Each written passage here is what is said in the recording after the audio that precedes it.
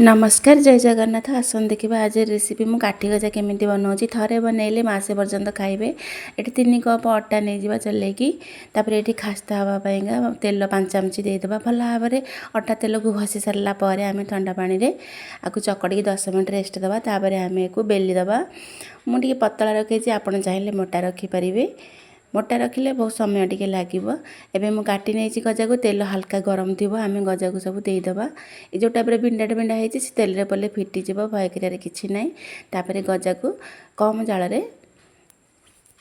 बन नवा। ये मुझे चीनी सिरा कड़े बसई दी गोटे कप चीनी देकी अल्प टिके पानी देदेबा।